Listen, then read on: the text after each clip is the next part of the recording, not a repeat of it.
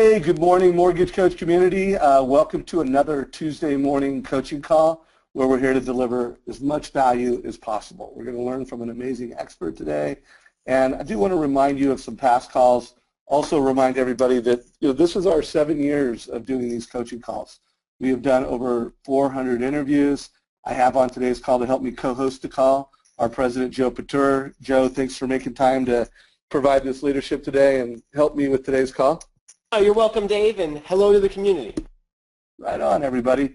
So as you guys know, we've just got a great month. We started off last week with Scott Cummings. If you missed that call and it's important to you and how you use Mortgage Coach with realtors, go back and listen to the recording. I mean, Scott crushed it. He talked about story selling. It's not about the technology, it's about the stories and how he uses Mortgage Coach mobile apps to tell stories with realtors and families. Again, just I think a fantastic call if you're a level 2 mortgage coach. Again, level 1 is how you deliver Mortgage Coach to the borrower. Level 2 is how you integrate it with your partner. And what we've been talking about lately is level 3 when you're using it as a communication tool throughout the process. Today we have Ann Laurel. So it's going to be exciting to bring Ann in, and I'll bring you in more formally in just a minute. Do want to remind everybody, next Tuesday we have Coach Bill Hart, and then of course we have the Simon Sinek call. So Ann, thanks for making time to come and provide more leadership to the Mortgage Coach community. Dave, thanks so much. Joe, thanks so much. It's always a pleasure. This is my 3rd call, and I'm delighted to be here with all of you again today. Right on. Well, this could be a little bit different. For those of you who have heard Ann before, she's talking about generational leadership. Just as a reminder to some of you, and she'll remind you on her backstory. But she helps, she speaks, she trains, she consults with some of the nation's top financial organizations, and she helps them not only build better leadership culturally within the company, but she helps financial advisors connect with people at different generations. So she's talked a lot about how a baby boomer can connect and provide leadership to a millennial. And so if you've seen Ann before, it's been focused on that. Ann, when you and I were brainstorming this call, you said it's different because we're focusing on, emotional IQ, emotional intelligence. But is it really that different? Because for folks to connect, from generation to generation, isn't it all about EQ? That's a perfect segue. So thanks, Dave. It is really very similar. So there's skills that everybody has to learn, but to weave it all together, it is that emotional intelligence that we're going to talk about today. And people with the high emotional intelligence automatically understand those relationships, how to communicate, how to deepen, because they're using their what we call EQ to do all of that, no matter who they're working with, whether it's one generation, another generation, any type of ethnicity. Their EQ will help them become more successful. Right on. Well, I can't wait to get into that topic. Again, I want to remind everybody, do not miss next week's call with Bill Hart. We're going to focus on how to leverage video and mobile to provide more leadership. And I can't emphasize enough, if you have not signed up for the Simon Sinek interview, please do that today. And also invite your realtors. I'm going to design this interview that whether you're a mortgage professional or you're a real estate professional, we're going to grow that why. It's not about selling homes and loans. It's about serving families. It's about helping families make better decisions. So make sure you watch that video. Also, I did a recent why conversation with Ryan Hill and team. So if you've not watched that yet, if you didn't get the email yourself, please go to our Facebook page, click on that, watch it. Ryan did a great job of asking me what was my why, and it really ties into what is the Mortgage Coach why. So please make sure you watch this video also. I covered a lot of topics, but I think the one that's near and dear to our hearts as mortgage coaches is the fact that it's more important to most families with how they manage liabilities and debt than how they manage assets. So I want everybody to be paying close attention when we get into EQ. Everybody on this call, you're a mortgage professional, you are a mortgage coach, and it's important for you to ask great questions of your clients and to serve them, help them make better financial decisions. So with that said, I am going to bring it over to Ann. Ann, we're going to push and share your desktop. Also, if you have anything to share about Simon Sinek, feel free to share your backstory or anything you feel about that, about Simon. I will. Thank you so much. I'm just sharing my screen right now, so let me know when you can see it, and then we'll go ahead and get started. We can see it. Wonderful. Well, thanks again, and it's such a pleasure to be here with all of these professionals. So as you said, we're going to hit you with something a little different today, something that may be surprising. And what that is that improving your emotional intelligence, also known as EQ, as well as your active listening skills, is going to make you a better mortgage professional. It's going to help you close more deals, and it's going to help you authenticate the risk. What I mean by that is that hesitancy when someone's really not sure it's the right thing to do. Using your EQ and your active listening skills are going to help you. And let me tell you, for those of you who know me so far and have heard me, if you don't know what that is yet, don't worry, because by the time we are done, you will understand it and you will have learned new skills on how to do it. So today what we're going to do is we're going to look at 3 different things that help you understand how to do that. So the first thing we're going to focus on is we're going to focus on what EQ is. We're then next going to focus on what is active listening, and then together we're going to tie them together at the end. How does that help you really verify the risk and close more deals? So let's start with EQ, because this term is kind of bandied about. People talk about it all the time. But for those of you who've never heard of it, who don't understand it, more importantly, you need to understand why should you even care to learn about it and to practice your skills, because it's not like you have a lot of other stuff to do, right? And you're thinking, Anne, really? One more thing you want me to learn? Well, guaranteed, when you do this, you're going to become a better mortgage professional. You're going to deepen your relationships with realtors and with the families that are using you. And we're going to tie it later to Simon Sinek. It's going to help you figure out the why, which is going, again, to deepen those relationships, and people are going to want to work with you. But before we get to Simon Sinek, let's just talk a little bit more about the EQ and what it is. So I'm sure all of you have heard of something called IQ. So IQ is your intellectual quotient, and it stands for how smart you are. Now, here's the good news. EQ, which stands for your emotional intelligence, you can actually change. IQ, you can change a little bit, do more Sudoku, that kind of thing. But EQ, you can really change if you practice it and if you really hone those skills. So what does it actually mean, and what does it do? So it's a measure of your ability to monitor, identify, understand, and use emotional information, whether it comes from you or from someone else. And in the work that you all do, people are dealing with money, these are big decisions, there's a lot of emotions that show up. If you have a high EQ that lets you see where people are hesitating, where they're nervous, where they have a question that they haven't asked yet, and you can help them feel safe, feel comfortable, you are going to increase your sales. Now, let's talk about why this is important, because people say, all right, I get it, so it's kind of emotional, people are emotional, but does that really matter with work? Aren't we supposed to kind of cut the 2 in half? Well, what I always say is you absolutely cannot check emotions at the door. No matter what we've all been taught, emotions, especially in your business with a decision this big, cannot be checked at the door. So what happens is these emotions that you see, that you hear, that you may be feeling yourself, contain information. And that is information that you would not probably have if you were not aware of the emotions. And so the more that you can be in tune to people's emotions, and the more that you can start to fine-tune your listening skills, which we'll get into in a little bit, the more that you can tap into their why, which is one of Simon Sinek's key messages, then you can start to tap into asking the questions that's going to make them feel more safe and want to work with them. So let me ask a question, and I know you can't all answer, but this is something for you to think about.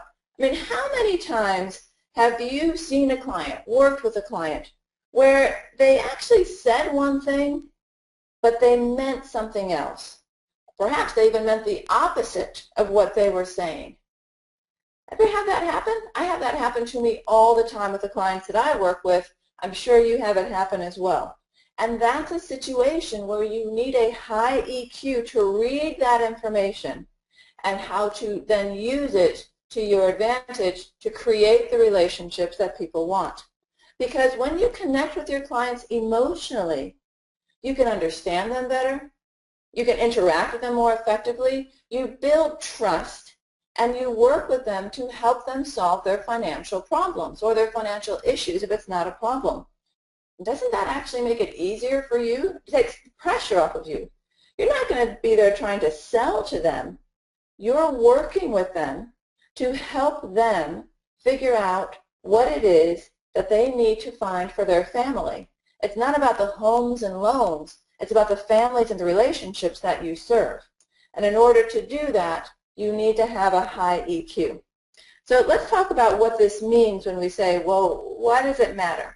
So a lot of people say, okay, I kind of get the idea, but does this really work, Anne? Are there actually really numbers? Is there a business case for EQ?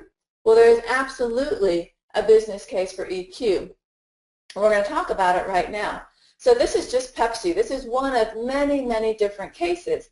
And what they did is they focused on their executive leadership team, improving their executive leadership team's EQ. And just at Pepsi alone, you can see the numbers. They got 1,000% ROI. ROI, if you don't know, stands for return on investment. So they saw the numbers, 10% more productivity, 87% less turnover, just by focusing on this. That's Pepsi. Let's take some other looks at L'Oreal and at Sheraton.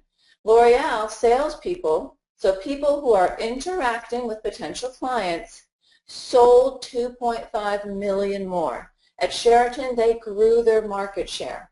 So I say, well, this is not rocket science. It does take practice, however, and it does take intentionality. So that's what it does for actual businesses, but what about for you? As a loan officer working with realtors, why does it really matter to you? Well, what we're seeing is that number one predictor of a successful leader, and especially a salesperson, it is your EQ. They're saying that 85% of your success is often due to your EQ, and only 15% is actually due to the sales skills that you possess. You can see this all over the screen right here, talking about the top performers, the top salespeople, the profitability is because of EQ. So when people say to me, come on, Ann, isn't this kind of like a soft skill? Does this really matter? You can see the numbers here in the business case. This absolutely matters. It matters to you and your success. It matters to the relationships of the people that you're serving, the relationships with your colleagues and the realtors, and the more that you focus on this, the more successful you're going to be. I'm going to stop there because I know I threw a lot at you. I have more, but I just want to check in with Joe and just see if there's anything that's jumping out or any questions on the screen that are dying to be answered before we move on. Well, there's no questions, I think, from the audience. I think for myself, when you think about emotional IQ and in terms of the consumers that lenders serve, the borrowers and realtors that they interact with, I don't know if there's anything special about how to interpret or read that IQ that you might cover with us.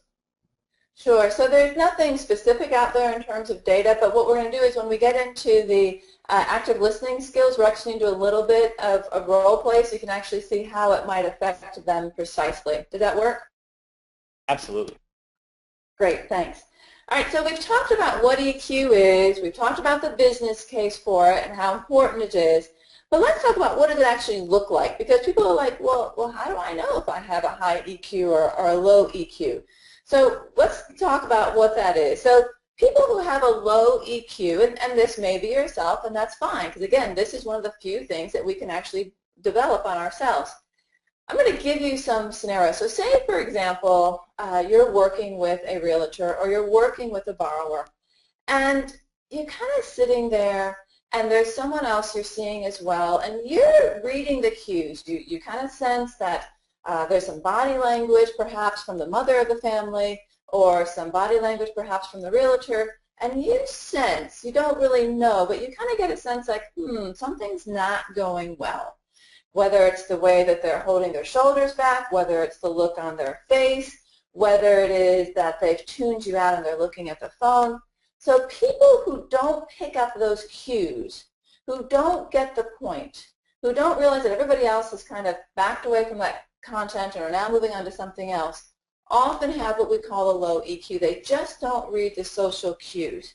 A couple of the things about people who have a low EQ, they often blame other people. Maybe it's the borrower's fault, or maybe it's the bank, whatever it may be.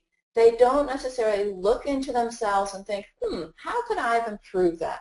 What could I have done differently if I was going to move forward and do that in a different time? Often you will hear them say things such as, well, it's not my job to know how the borrower feels, or, well, it's not my responsibility to know how the realtor feels about this. Whereas people who have a very high EQ do think it's their job. They depend on those relationships with their people, the borrowers, and so they do think it's their job to understand those emotions and to figure out what is going on underneath the water so that they can solve the solution, whatever the problem may be. So that's what someone asks who has a low EQ. What about a high EQ? So this is someone who tends to stay very cool under pressure. So for example, there's a lot of pressure going on. Maybe there's 3 different borrowers. You've got all these different things happening today. And someone who has a low EQ, I often say it leaks out. What I mean by that is it leaks into your face. It leaks into how you talk. The people who have a high EQ, they listen as much as they talk. And actually, it's an 80-20 rule. So they listen 80% of the time, and they talk 20% of the time. Why is that so important? Well, you have to listen to the words, to the nonverbals, to make sure that they can figure out what they want to say. Sometimes people just don't know how to articulate what they're feeling, that you can pick up and help them articulate, I sense a little hesitancy, or looks like you're frowning. What else do we need to cover that you feel comfortable before we move forward with this decision? So that's what it means in terms of listening as much as you talk, listening to both the verbals and the nonverbals that your borrower, your colleague, the realtors feel safe working with you. So I'm going to stop there, just double checking on our technology, but also just double checking. Joe, any questions about what it looks like to have a low EQ or a high EQ? No, I think that makes a lot of sense, and the way you're presenting the principles should be very usable by our audience. You sound great, and we'll let you know if there's any other issues, and there are no new questions since we just got started. Great, thanks.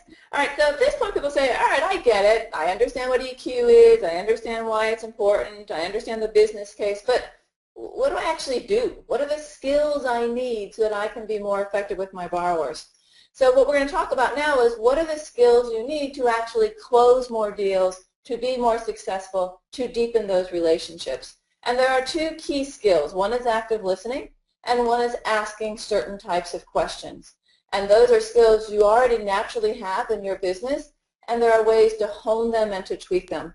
So let's talk about what listening is and what does it actually mean, because people say to me all the time, yeah, I know what active listening is. And I say, well, that's great. Well, why aren't we using it? As a society in general, we are multitasking all the time.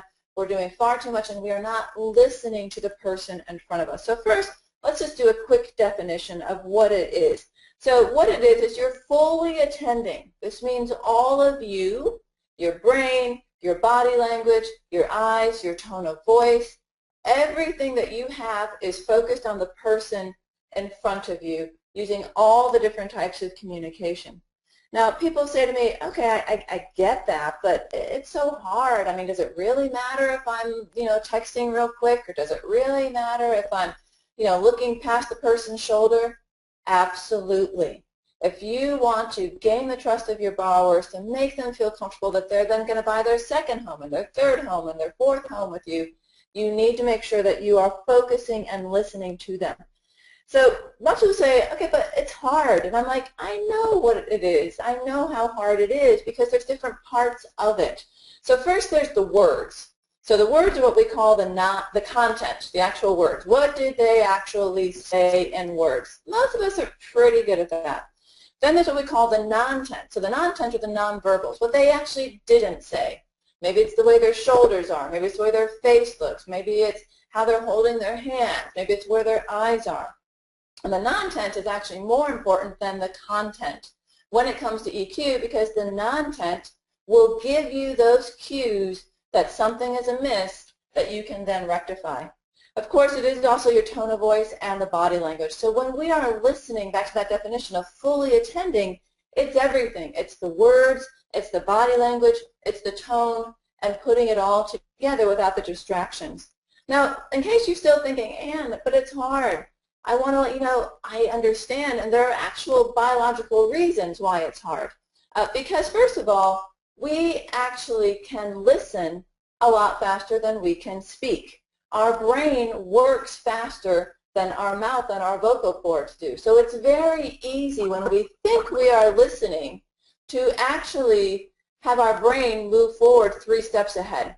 So we're listening, we're trying to pay attention, but our brain is so much faster, it's just moving at light speed. So you actually have to slow your brain down a little bit.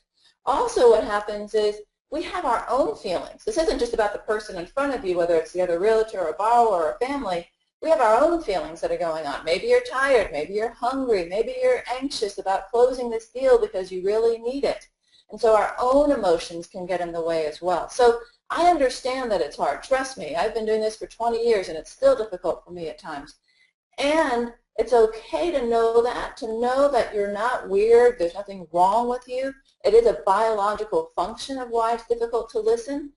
And the research absolutely shows the more that you can slow down your brain, you can take deep breaths, you can listen, the better you're going to be at managing your EQ. So when we talk about, well, why is it important? Why does it actually matter? Because if you're not listening clearly, you may be listening to the wrong thing. You may be misinterpreting what they said because your emotions are getting in the way. You may actually be missing things because if your brain is working 3 steps ahead, you're actually missing half of what they just said. How many times have we been in a conversation and you're thinking about someone and the person's looking at you and you know they're looking at you for an answer and you have no idea what they just said because your brain was 3 steps ahead. So if you don't focus on this skill, it's really easy to miss a lot of the conversation, which is tough for a very important decision like what you are dealing with in these borrowers. However, if you do actually bother listening and focusing on this skill, you're going to be able to create that deeper relationship. You're going to reduce that defensiveness, right? Because if I'm not listening and someone says, hey, Ann, what do you think? And I didn't really understand it, I might show up a little defensive. I might show up a little angry in my tone of voice, mad at myself, not mad at you, yet the person doesn't know that. And so what happens is if we use that 80-20 rule, and we really look at the verbals as well as the nonverbals, we put it all together, and then we give them our full attention, we're going to be better relationship builders, increase our sales, and close the deals because we've authenticated the risk, which often comes from a place of fear, which often comes from that non-tent. So we've talked a lot about what it is, how do you do it, why is it important, what happens if you don't do it.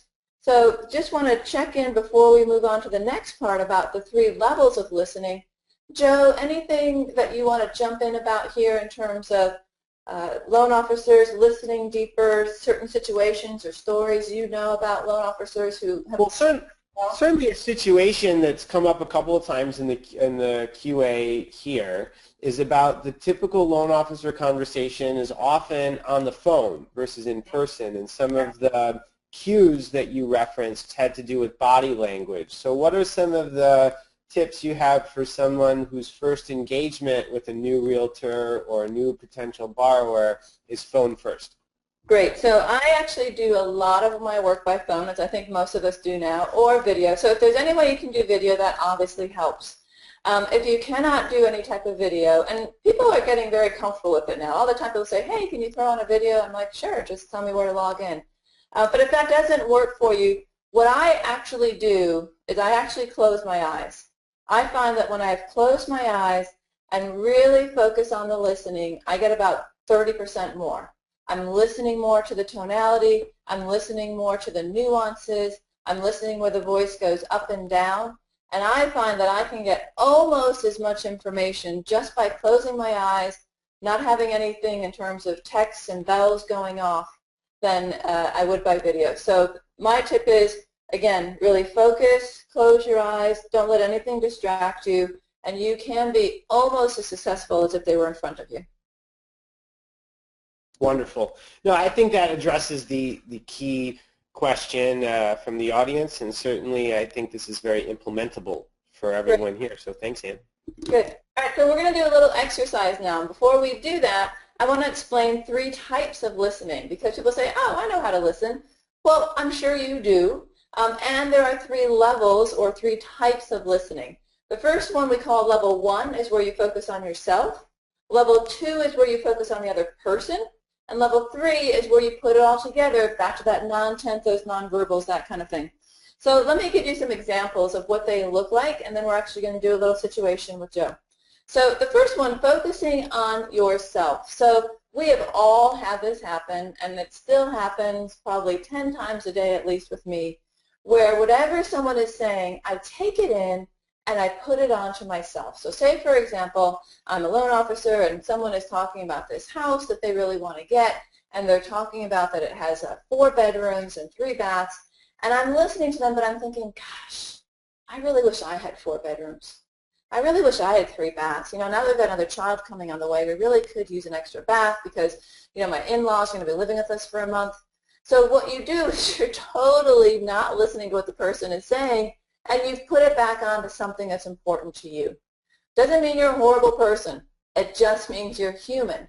And this is what we call level 1 listening, where something triggered you for your brain to start working. Again, remember, our brain works so much faster than the words, and so it's easy for our brain to kind of move forward. And so when this happens, I say to people, it happens all the time. Don't worry about it. Catch yourself and say, oh, just went to level 1, which is fine, and then you want to go down to level 2. Level 2 is where you are literally focusing on the other person. This is when the person is in front of you or on the phone, where if you're on the phone, you're closing your eyes. If they're in front of you, you've minimized the distractions.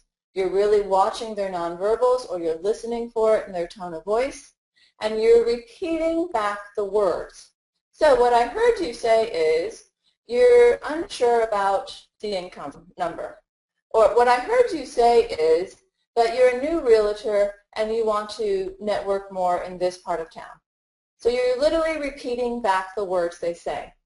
Better than level 1, right, because you didn't put it on yourself, but still we don't have the nuances. We don't have the non-tent in there yet. You're repeating back the words, but you may have missed something that they said based on their tone of voice or where their shoulders are, that kind of thing. So when you're at level 2, that is mostly where you want to be most of the day in transactional type of things, working with a colleague, working at your desk. Level 2 is kind of the transactional level. Perfectly fine, nothing wrong with level 2. However, when you are in relationships where there's more risk, where you have to authenticate more, where you have to verify more, you want to go down to level 3. And level 3 is where you're focusing on the environment and almost what's not being said. That's where you're really looking at the nonverbals. You're really looking at a deeper level on what's not being said. So for example, someone might say, yeah, I'm really excited about this house.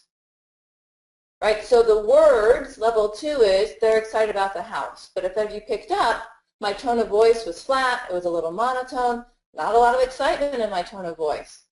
And so then you could say, huh, I hear you say that you're excited about the house. I'm sure it's going to be wonderful for you.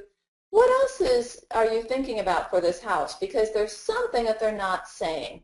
So level 3 is where you deepen that relationship. You may be taking a bit of a risk if you don't know them that well, but you're saying something that they're not saying. Now, they're often not trying to manipulate you. They're not trying to say something to you. They're just not sure, and they may not have articulated it themselves. And oftentimes when you go to level 3, people will thank you. Gosh, I didn't really think about it, but you're right, there is something else that's bothering me. Or, gosh, I didn't notice that, you know, my body language, my shoulders were up high. I guess I am feeling a little tense about this. Thanks for pointing that out. So level 3 can feel a little risky. There does need to be a level of trust. You don't do it all the time. I do this for a living, and really I can't do more than an hour of level 3 without my brain exploding. So don't expect that you have to be in level 3 all the time. But what you do want to do is you want to bounce between 2 and 3 depending on who you're talking to and what the relationship is. And when you bounce up to 1, totally fine, not a big deal. Just go back down to 2.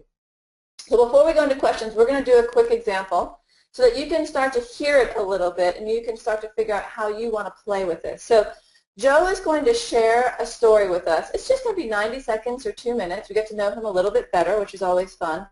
And he's going to share a story of a time where things were just great. It could have been when he was in 4th grade. It could have been yesterday. But it's a quick story. For myself and for all of you, here's what I want you to do. And again, we don't have a verbal in front of us, so we can't see him. What I want you to do is I want you to listen for 3 things. Listen for when you tune out. When did you go to level 1 based on something he said? And if you catch yourself, totally fine. Just remind yourself to try to go down to level 2. I also want you to listen to the words. What were the actual words that he used?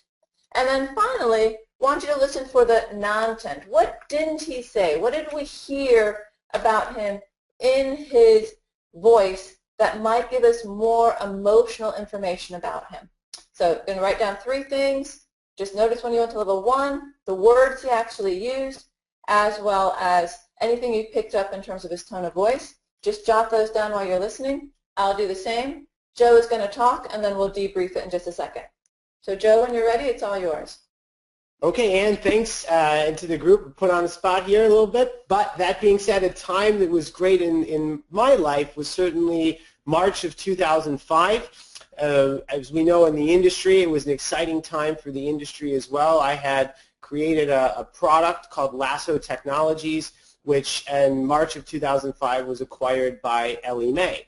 And becoming part of the Ellie Mae organization and really having a chance to focus on the struggles that lenders were having to have technology function in a widely distributed format and really embrace the internet and being able to be anywhere and work at any time was a major shift for the mentality of banks and lenders across the country. And so pioneering a SaaS platform and having then the resources to expand the reach from a few hundred lenders to tens of thousands of lenders was very exciting. And when you look at the lenders today that have been able to navigate the ups and the downs and really be able to thrive despite adversity in the market, you see there's a common thread, which is that they have constantly reevaluated their technology and have reinvested in ensuring that the technology is right to scale. And looking at Mortgage Coach at 2005 and now today under my leadership, we've been able to integrate a lot of that insight into ensuring that the market can respond and be prepared for shifts and changes that we weren't necessarily all prepared for just a handful of years ago. And so in 2005, when you're able to look at all of the resources that we had made available and access to broadband and really the growing resources that were available to lenders, I think it really was a fantastic and great time for everybody. And for us, we wouldn't have been able to innovate the same way if we didn't have those resources together. Great, thank you so much. So everybody, normally what I would say is, let's all, what did you hear, what didn't you hear, that kind of thing, but it's going to be hard right now because we have so many on the call. So I'm just going to share my thoughts, but follow along, and if you have something you desperately want to share, you can go ahead and type it in. So level 1, so I went to level 1 right away, literally before his first 5 words were out of his mouth, when he said, oh, I've been put on the spot. So my level 1 was like, oh my gosh, I just screwed up this call, I can't believe that, da-da-da, and it was fine, right? That's what happens. Our emotions get in our way sometimes. So I just took a deep breath, all right, let that go, the call was going great, he didn't mean anything by that. So just to let you know, this is what I meant by a trigger. Sometimes we get triggered by what someone says. They have no intention of triggering us, but it triggers. So take a deep breath, put it aside. I was then able to go to level 2 within 5 seconds. But just to let you know, you probably also went to level 1 at some point talking about maybe thinking about 2005 or thinking about technology, whatever it was. So that was my level 1. In terms of level 2, what I actually heard him say, the actual words that he said. So he said March 2005. He talked about Lasso Technology, got acquired. There was a shift. Technology navigating up and down. So those were the actual words that he said, plus more. So if I was working with him, I'd say, wow, so it sounds like you sold something and then you got acquired and then you got a bigger role. So you're repeating back the words. Wow, it sounds like you were able to navigate the ups and downs and you're able to thrive at the end. That type of thing. So better than one, right, where I'm thinking about myself, and we can go down a little bit deeper. So if I go down a little bit deeper, the notes that I wrote down at level 3 was, he didn't actually say these things, but I'm going to interpret based on his tone of voice some things, and then he's going to let us know if I'm correct. So I'm going to interpret that he feels a lot of pride. The way that he spoke at the end, the way that he was talking about it, I almost could like feel his smile coming on. He has a lot of pride in what he has done. So we'll check in on that. But again, if you're working with a borrower and they're giving you this information, you can say, wow, you're really proud of that achievement. Yeah, I am. He didn't actually say, I'm proud. But the fact that I could identify it by really listening makes the person feel like, huh, how'd you know that about me? Huh, I want to hang out more with you because you actually hear me. We hear that all the time. That person gets me. That person hears me. That's because that person listens at level 3. A few other things, and then we're going to check them out, that I picked up on, and I may be wrong, we'll take a look and see, is I'm guessing that he really enjoys growing things. He had a lot of pride in his voice when he was talking about scaling it, growing it, looking back at the past, where he is now. So those are 2 things I picked up at a level 3. He didn't say the words, and now we're going to do a check-in and just see how accurate am I on those 2 takes. So what do you think? Were you very proud of that time, and do you like growing things and scaling things? I'd say you nailed it, Ann. I am certainly very much a grower and believe that a lot of organizations that could succeed fail because they don't take that focus of growth. And I'm very proud of what Dave and I and really the innovators here have been able to do over the years, both in my former tenure and here at Mortgage Coach. So I'm sure you picked up on that well. So everybody, just so you know, I did not meet him more than 40 minutes ago. I've never spoken with him. But that is the power of listening at level 3. If you really listen to the non-tense, to the tone of voice, to the body language, you can start to create a deeper relationship with the people you're working with. So that's a quick demo. I want to do one more super quick demo, but before we do that, just want to check in any questions or comments we should know about. No, it does not. It does not look like there's any new questions, but there's certainly lots of members on the line. We can always open it up to have some folks raise their hand in the future to unmute their mics or at the end of the call. But currently, there's no one asking any new questions. Okay, perfect. So we're going to just go on for about another 5 minutes, and then we'll go ahead and do that and let people go off mute and raise their hands. So we've talked about what EQ is. We've talked about the business case for EQ, why it actually works. We've talked about how you know if someone has a high EQ or they don't. And we've talked about listening and how the power of listening at level 3 shows that you have a strong EQ and that you can navigate challenging times, challenging relationships to deepen them. So we've talked about level 1 is focusing on yourself. A few tips for that is you want to make sure that to avoid listening at level 1 is that you quiet your own thoughts, that you maintain eye contact, and that you restate. So these are tips for when you are focusing on level 2. And if you're not sure, go ahead and ask them to repeat it. There's no harm in that. But when you're focusing on other people, oftentimes you'll hear people say, mm-hmm, aha, that kind of thing. So that's part of level 2 where you're checking in and letting them know that you are there. So these are just a few tips, and you will get this deck later on so you can look at these later, about how to stay at that. Level 3 is a little bit more difficult. It just takes practice, though. It is not rocket science, trust me. The question is, when you're at level 3, like, what do you hear? Do you hear someone tapping their foot? Do you see someone nodding? Do you hear someone kind of clearing their throat a lot on the phone? Do you hear someone taking a long time to answer your question? So you think that maybe you've lost them, or maybe for some reason they're checking their email. So all those types of things help you stay at level 3 when you're actually listening to them. So now that we understand that, what about the question part? How do we ask questions to make us more effective and to make sure that everything works out the way you want it to in terms of improving your EQ. So there are 3 types of questions, and I'm sure most of you know this, you just may not have thought about it in this way before, that are more effective than others in terms of improving your EQ and helping you to listen. And those 3 types of questions are open-ended, short, and forward-focused. So we're going to go through these very quickly, and again, you will have the deck later. So when we talk about open-ended questions, I know people say, well, okay, I know what an open-ended question is. It's something that can't be answered with a yes or a no. And I say, yes, that's absolutely correct, and you would be surprised how many times you ask a closed-ended question. Now, there are times where it's appropriate to ask a closed-ended question.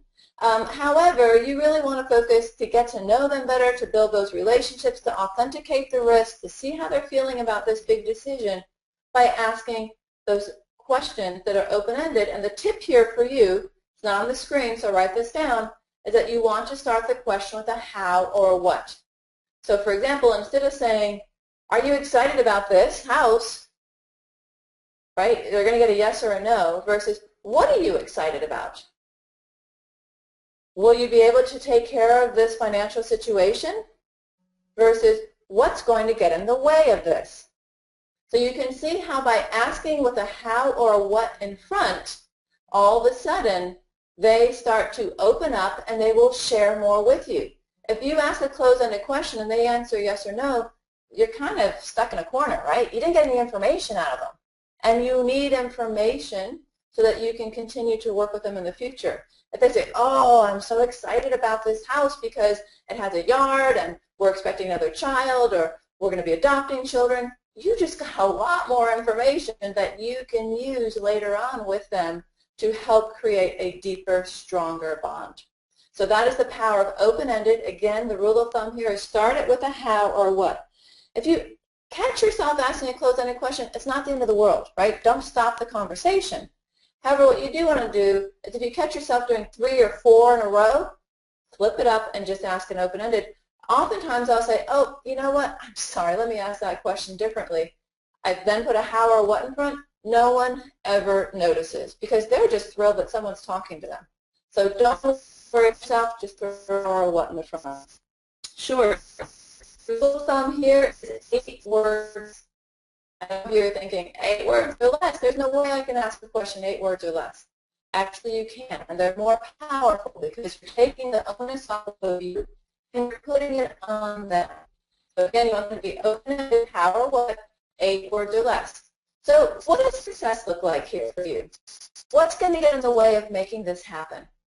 What are 3 things that you need before you can make this decision? You want them to answer. You want to ask a short question so that you just put the focus right back on them. Don't want to ask compound questions. Don't want to ask overly complicated questions. Oftentimes I'll hear someone say, so what are your decisions and how are you going to do it and what's your first step? You just totally confused me. I don't even know what you asked me. Versus, wow, so what are the next steps we need to take? Okay, so let's think about that. What are the 3 things that are most important to you in our relationship? By asking those open-ended short questions, you give them plenty of time to talk and you learn about their emotions, which makes you more effective because you have a higher EQ. And then finally, the last tip, and then we're going to move on, so be sure to raise your hand in a few seconds, is forward focus. So forward focus, what I often mean by this is too often we get stuck in the drama. So what I call the he said, she said drama. Oh, well, then this happened, and then that happened, and then we didn't like this house, and then we didn't like that, and then we had this problem. And, of course, I want to listen. However, what I really want to do is I want to move the person and the relationship forward. Wow, it sounds like that was a really tough decision you had to make. So next time, how should we move forward? So the tip here is to use language that literally moves the person forward. Next, in 2 weeks, in 3 years, in the future. So you're listening, you're acknowledging, but then you move them forward, preferably with a question that is short, 8 words or less, and preferably with something that is open-ended, starts with a how or what. But your job is to move them forward to their success, to their home of their dreams, to their rental income of their dreams, to their vacation home of their dreams. And the only way you can do that is to get out of the drama of this happened and then that happened, and move into, I get it, I want to support you. What do we need to look at in 3 weeks from now to help you move forward? You're gently nudging them forward. And again, oftentimes they thank you, like, wow, I thank you for that. I hadn't really thought about the future. They often thank you when you ask those types of questions. So what we're going to do now is I'm just going to do a quick wrap-up that talks about what we just learned, and then we're going to let you go off mute for questions. So I've talked a lot today. I've talked more perhaps than I normally would if we were face-to-face, but I had so much I wanted to share with you about what is emotional intelligence, how you can use emotions to help you close more deals. The two skills you need there are listening skills and asking questions. The listening skills you want to try to stay between levels 2 and 3. The asking question skills, you really want to try to keep your questions open-ended that start with a how or what, short, 8 words or less, and forward-focused. And when you do that and you practice, again, this is not rocket science. All this is practice. I guarantee you will not only improve your own EQ, but you will also make sure that you have deeper relationships with your borrowers, with your realtors, with your network, and you will be much more successful in your business. I'm going to stop there. Thank you. And I'm going to turn it over to see what questions we have from Joe or from anybody. Well, thank you, Ann. And to the members who are on the phone, if you'd like to answer or interact with Ann directly, go ahead and click the raise your hand button in GoToMeeting, and we will unmute your line. Otherwise, you can post questions in the Q&A question portion of the GoToMeeting. And so with that said, I see that there are 2 people who currently have their hand raised. So I'm going to unmute John Gillis. John, you should be able to talk to Ann at this point. Can you hear us? John? Okay, John cannot hear us, so I'm going to go ahead and unmute Eric Shore. Eric, I'm going to unmute you. You should be able to say hi to Ann now. Eric?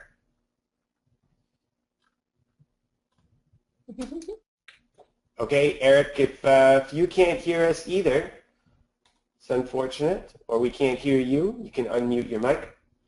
In the meantime, Ann, I don't think anyone else has raised their hand. In terms of questions that were posted, most of the questions, again, focus around the idea of extrapolating a lot of the insights that you're talking about for people who are not in front of the customer, or again, pulling some of the information out from borrowers with open-ended questions.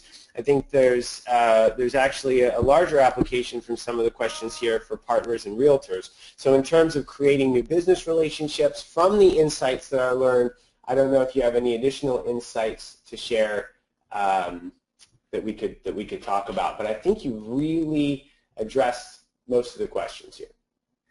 Sure, so I'll touch on that, and while we're waiting to see if Eric or John get on. So yes, absolutely. I mean, you're going to address the situation with the borrower, which is obviously what you want to address first, but what happens is you become trusted. By really listening, it's such a lost art, and by really asking questions and listening, people really feel seen, they feel heard. We have a crisis in our country right now. People just don't feel seen or heard, which is why there's so much disengagement at work. And so if you can be known as the loan officer who really understands what the realtor is going through or understands the challenges that people are facing, then you're going to be the go-to person to get more information. So when you call in the chips and you say, hey, you know, really looking for some information, they already trust you and have that relationship that will help you. They also will just kind of go to you to say, hey, you know what, Ann probably should know about this. Let me just shoot a quick text or an email and let her know that this is going on. So by truly just doing that 80-20 rule, listening 80%, using those 3 levels of listening, preferably 2 and 3, and by asking questions, you understand what they're dealing with, right? You're in their perspective, you're in their shoes, which then gives you more opportunities to serve them, which then makes them want to work with you more often, so you create a broader network. Makes a lot of sense. There is another question from Lisa. Lisa joined a little bit later and was asking, what is meant by your statement of authenticating risk? Thank you for asking that, Lisa. And I apologize. I should have said that right up front. So authenticating risk is when there's some hesitating. Someone is hesitating. They're just not really sure they want to sign on the bottom line. So what you're doing is you're authenticating, or you're verifying, or you're confirming how close are they to signing on the bottom line. Is there something that they're not saying? Is there something that they are just not sure about? So that's what I mean by authenticating risk. By listening, by asking those open-ended questions, you can start to get a sense of what's really going on underneath. Those non-tent, remember those non-verbals, will help you get a sense of it. And again, even if it's on the phone. And then you can figure out, all right, there's something going on. This person is not committing. This person says they're excited, but they're really not moving forward as fast as they could. Something is slowing down the works. That's the risk. It's a risk for you. It's a risk for them too, perhaps. And so you need to understand what's holding them back. So that's what I meant by authenticating risk. Thanks for asking that, Lisa. Oh, fantastic. Paul Kramer, Paul raised his hand. We're going to try to unmute Paul. Paul, can you hear us and can you hear him? Hey, Paul. That is unfortunate. 0 for 3, and I'm sorry. I am doing the unmuting, but it seems maybe, based on you losing audio too, perhaps we're having a little bit of issue with GoToWebinar and folks being able to be heard. So, Paul, I don't know if you want to type your question in the questions box, but we can certainly pose your question to Ann. So while we're doing that, I just want to make sure everybody can see the screen here. This is just 3 steps that you want to take as you move forward, as you start thinking about how can I improve my EQ, how can I be more successful, like those case studies that we showed with L'Oreal and Sheraton and Pepsi. Okay, so the first one is really developing your EQ. There's a ton of articles out there. There's a ton of books. If you want to reach out to me, the next slide I'll show you. I can give you some resources. But this really is more about your identifying your own triggers. For example, I gave you that thing about when I had my own trigger at level 1 there when we had that demo. So really understanding what triggers you, what sets your emotions off so that you can then be prepared for them and you can breathe deeper to let them pass. Practicing active listening is the second one I want you to practice. Really trying to stay at 2 and 3, 2 and 3. You can kind of bounce between the 2 and 3. You might go up to 1, totally fine, go back down 2 and 3. And then finally, often try to ask more questions. And people at this point are like, Ann, I'm overwhelmed, like, it's too much. And so I often say is, look, we're not going for 100% improvement. If you ask one more open-ended question today than you did yesterday, I count that as success.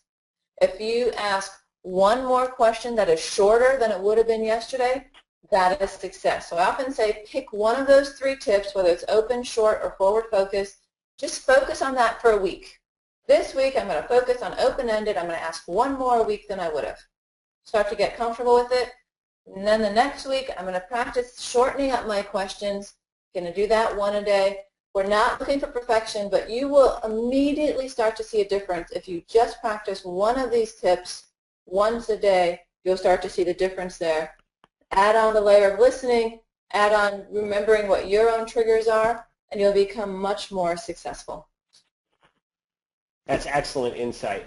So, Ann, with that being said, we don't have any other questions, and if there's anything else that you could share with the audience in terms of making insight actionable. I mean, you obviously teach these lessons a lot, but like any lesson, oftentimes people hang up the phone or leave the classroom, go back to their desk, and are simply not able to, to put these things into action. So do you have any feedback or thoughts to share with the group to make these statements actionable? So the one thing I'm a big believer in what I call an accountability partner. Doesn't have to be anything formal, but it's just saying it out loud. Research shows that if you actually make a commitment out loud to someone else, you have a much higher success rate than if you don't. So just saying to anybody, whether at home, at the office, saying, hey, I'm practicing this new skill. If you could just remind me or check in with me once a week or something and just say, hey, how's it going with that listening? That often, it's a literally a 2-minute commitment at the most, and there's going to be a higher success rate by asking someone to do that than if you just try to do it all on your own in your head. So I'm a big fan of finding an accountability partner. It's a 2-minute commitment on either side. You hold them accountable for something. They hold you accountable for something. It's just a weekly check-in. It can even be a text, hey, how's it going this week? And that just jogs the brain to say, oh, yeah, that's right, I wanted to practice that, and you're more likely to do it. Oh, that makes a lot of sense. Hey, Paul, I went ahead and unmuted you. I know that you dialed in versus the microphone. Can you hear us? I can hear you. Can you hear me now? Yeah, we can hear you, Paul. Great. Yay. Great. Thanks, Ann. I just wanted to say that right before you came on, I had a person calling me, and I truly just thought of myself, and what she was telling me was something that I couldn't do, and I kind of brushed her off. But after this call, I'm going to call her back and suggest that maybe she needs to talk to a bank about an SBA loan, and maybe that will help her.